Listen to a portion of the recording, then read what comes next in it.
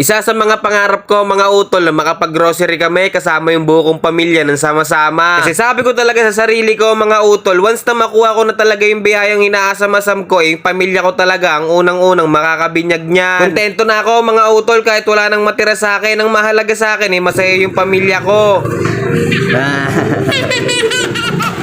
Lalong-lalo na kay Manang Lia, masayang-masaya na ako once na makita ko lang yung bata na yan na kumakain ng masaya. Lalong-lalo na nung nagsisimula pa lang kami nerpat sa pagluluto. Ang sabi ko talaga sa sarili ko noon, once na makatanggap talaga kami kay Facebook, yung kusina talaga muna ang aming bubusugin. Yung mga kailangan namin nerpat na ingredients pagdating sa pagluluto. At makwento ko lang sa inyo mga utol, kung napapansin nyo si Ermat na naka-uniform pa pang trabaho, hindi na kasi yan umuwi si Ermat sa bahay at sadyang pagsundo namin sa kanya sa labasan, dito na kami dumiretso sa may stadium. Halos 7:30 rin kami nakarating dito mga utol at hindi namin alam na hanggang alas 8 lang pala dito. Nasanay na kasi si Ermat at tuwing nag-grocery kami, nagko-compute talaga yan kung magkano lang yung groceryhin namin. Pero dahil magsasarado na nga itong hypermarket ng stadium, kinuha na nga namin dito mga kailangang kuhain. Dinampot na ni utol ang mga dapat niyang damputin at syempre hindi pwedeng mawala yung kay Manang Lia dyan. At dahil nga sa mga oras na to ay mag-aalas 8 na mag-uuwian na nga tong mga cashier. Kaya naman pinuwesto na ni Bayaw yung mga pinamili namin dito sa cashier para bayaran habang may nahabol pa sila utol dito. At yung pinakapangarap ko talaga mga utol, yung magkakaroon ka ng resibo pero napagkahaba. Mangyayari talaga yung goal mo once na nakapokus ka lang talaga sa gusto mong maging. Kaya nagpapasalamat talaga ako ng sobra-sobra lalo-lalo na sa itaas sa blessing na binigay niya sa akin ngayon. Maliit man po o malaki ang binigay ninyo, maraming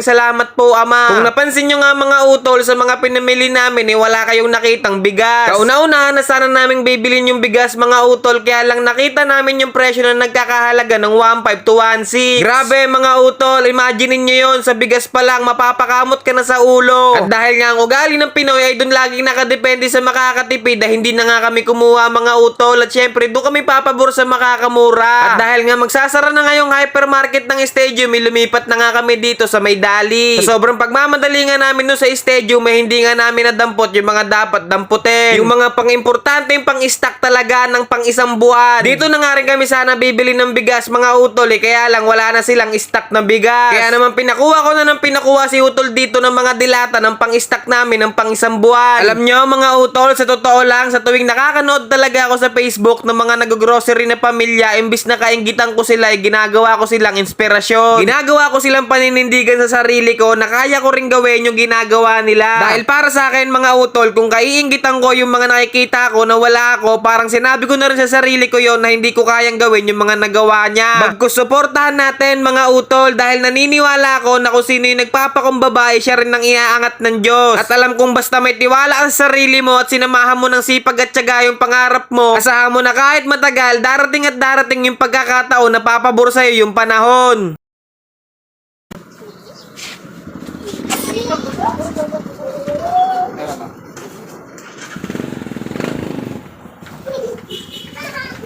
Wala na ngang ginawa si Manang Lia rito kundi tumakbo lang sa loob ng Dali. Napakaligalig talaga na bata na yan kahit sa mudalhin. Kaya kung ikaw ang bantay kay Manang Lia, asahan mo na ikaw ang kauna-unahang mapapagod.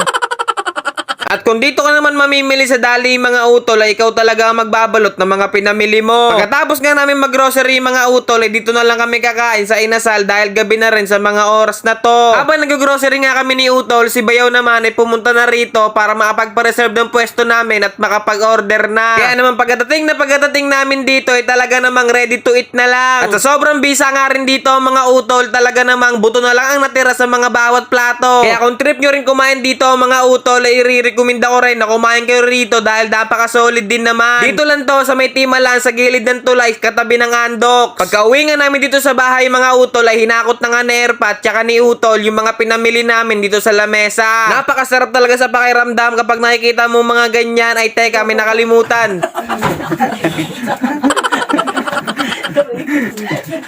Pagkatapos na airpat ipasok yung nakalimutan na bitbitin ay pinagugupit na rin ni Utol tong mga tali. At eto na po lahat yon mga Utol. Unang-una, nagpapasalamat po ako sa itaas dahil binigyan niyo po kami ng ganitong blessing. Pangalawa, nagpapasalamat din ako sa mga Utol ko na solid na sumusuporta sa akin. At dito na nagsisimula yung karera ko mga Utol at alam kong malayo pa yung finish line ko. Kaya asahan ko kayo mga Utol na bawat labang ko sa buhay ay alam kong nandiyan kayo. At pinapangako ko sa inyo mga Utol na babawi ako sa mga suporta na binibigay ninyo. Kaya asahan ko kayo mga Utol na wala tayong iwanan hanggang dulo. Aaminin ko talaga sa inyo yung nararamdaman ko mga Utol. Napakasaya ko at napakasarap talaga ng pakiramdam ko ngayon. Kaya sana sa mga nangangarap din dyan tulad ko mga Utol ay sana maging inspirasyon nyo ako. Sipag at tiyaga lang, tiwala sa sarili ang importante. Huwag ka magmadali sa proseso, ang importante na abante. Kaya paano mga Utol? Paalam!